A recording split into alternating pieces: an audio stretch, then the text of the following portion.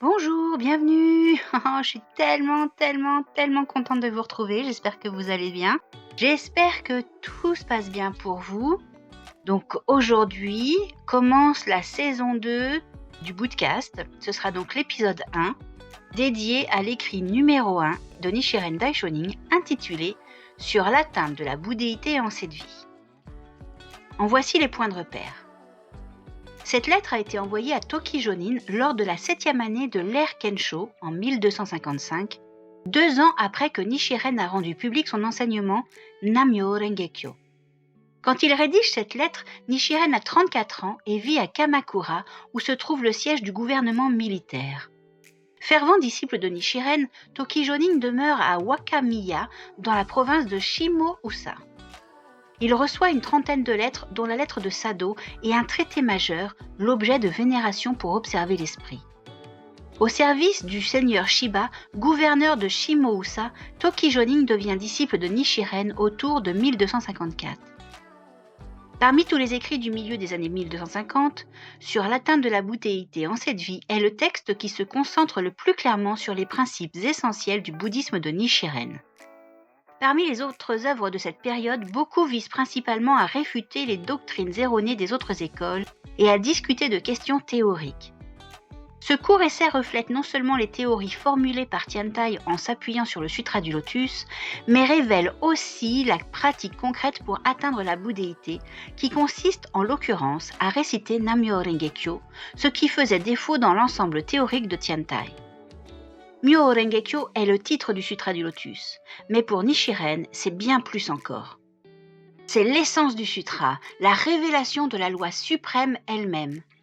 Cet essai révèle à la fois la profondeur de sa pensée et sa conviction que Nammyo Rengekyo est le seul enseignement qui puisse conduire les êtres vivants à la bouddhéité en cette vie.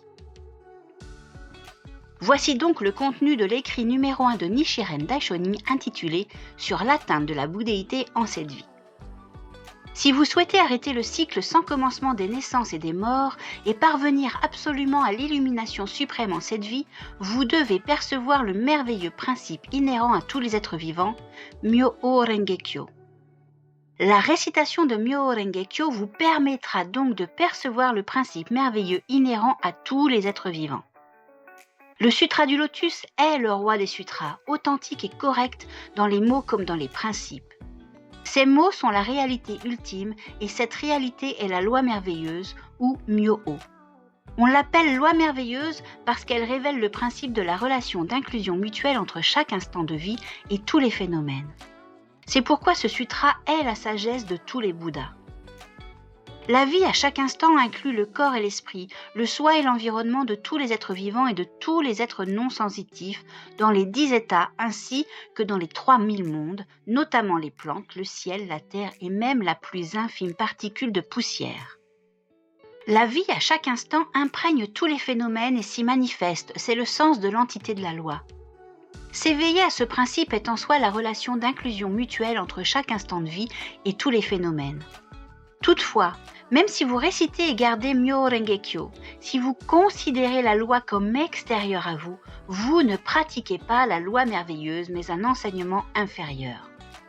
Enseignement inférieur désigne les sutras autres que celui-ci, le Sutra du Lotus, qui constituent des moyens opportuns et donc provisoires. Aucun des enseignements provisoires ne conduit directement à l'illumination. Or, sans voie directe vers l'illumination, vous ne pourrez pas atteindre la bouddhéité, même si vous pratiquez vie après vie pendant d'innombrables kalpas. Atteindre la bouddhéité en cette vie est alors impossible. Par conséquent, quand vous récitez ou lisez Myo-o et Renge, vous devez faire surgir la foi profonde que Myo-o Rengekyo est votre vie elle-même. Ne pensez jamais que l'un des 80 000 enseignements exposés par le Bouddha Shakyamuni de son vivant, ou par les Bouddhas et Bodhisattvas des 10 directions et des 3 phases de l'existence, soit extérieur à vous. Votre pratique des enseignements bouddhiques ne vous délivrera pas des souffrances du cycle des naissances et des morts tant que vous n'aurez pas perçu la véritable nature de votre vie. Si vous cherchez l'illumination en dehors de vous-même, même 10 000 pratiques et 10 000 actes bons seront inutiles.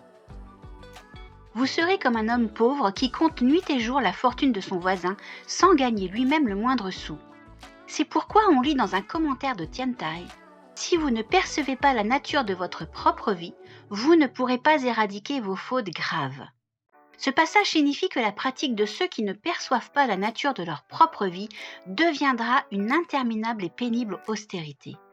Ceux qui étudient de la sorte les enseignements bouddhiques sont donc réprouvés comme les non-bouddhistes.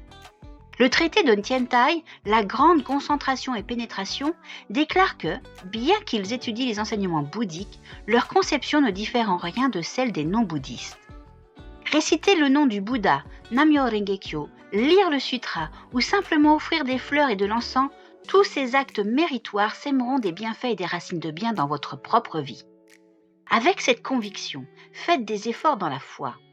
Il est dit dans le sutra de l'enseignement de Vimalakirti que, lorsque l'on recherche dans l'esprit des êtres vivants la délivrance obtenue par les Bouddhas, on découvre que la vie de ces êtres ordinaires est en elle-même l'illumination et que le cycle des naissances et des morts est le nirvana.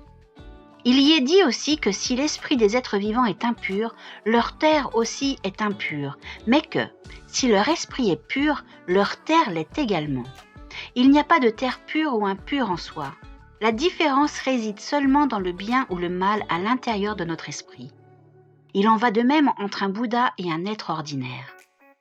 Quand on est dans l'illusion, on est appelé être ordinaire, mais quand on est dans l'illumination, on est appelé Bouddha. Tel un miroir terni qui brillera comme un joyau une fois poli, un esprit assombri par les illusions de l'obscurité inhérente à la vie est comme un miroir terni. Une fois poli, il deviendra inéluctablement un clair miroir réfléchissant la nature fondamentale de tous les phénomènes et la réalité essentielle. Faites surgir une foi profonde et polissez constamment votre miroir jour et nuit. Comment le polir? Seulement en récitant Nam-myoho Renge-kyo. Quel est donc le sens de Myo? C'est simplement la nature mystérieuse de notre vie, d'instant en instant, inconcevable par l'esprit et inexprimable par les mots. Lorsque nous observons notre propre esprit à un moment donné, nous ne voyons ni forme ni substance prouvant qu'il existe. Pourtant, nous ne pouvons nier son existence car de nombreuses pensées différentes ne cessent de se présenter à nous. L'esprit ne peut être considéré comme existant ou non existant. La vie est en fait une réalité insaisissable qui transcende à la fois les mots et les concepts d'existence et de non-existence. Elle n'est ni existence ni non-existence, mais manifeste les qualités de ces deux aspects. C'est l'entité merveilleuse de la voie du milieu qui est la réalité ultime. Myo est le nom donné à la nature merveilleuse de la vie, et O à ses manifestations. Renge, qui signifie fleur de lotus, sert à symboliser le mystère de cette loi. Si nous comprenons que notre vie au moment présent est Myo, alors nous comprendrons que notre vie à d'autres moments est la loi merveilleuse. Cette prise de conscience est le Kyo ou Sutra merveilleux. Le Sutra du Lotus est le roi des sutras, la voie directe vers l'illumination, car il explique que l'entité de notre vie, qui manifeste soit le bien soit le mal à chaque instant, est en fait l'entité de la loi merveilleuse. Si vous récitez Myoho Renge-kyo avec une foi profonde en ce principe, vous êtes assuré d'atteindre la bouddhéité en cette vie. C'est pourquoi il est dit dans le sutra: après ma disparition, une personne pleine de sagesse devrait accepter et garder ce sutra. Une telle personne, assurément et sans aucun doute, atteindra la voie du Bouddha. N'en doutez jamais si peu que ce soit.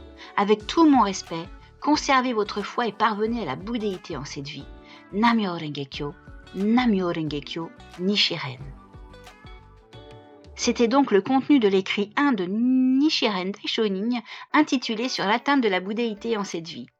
Merci d'être de retour, merci de nous suivre, merci beaucoup, je suis très contente, vraiment très contente de vous retrouver et je trouve que c'est aussi une victoire personnelle pour ma productrice et moi-même d'avoir tenu déjà 1 an, une saison entière.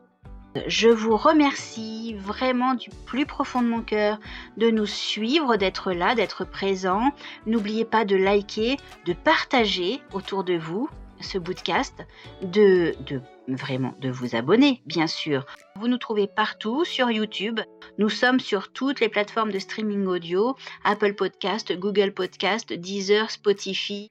Je vous dis à très vite et encore merci d'être présent. À très vite.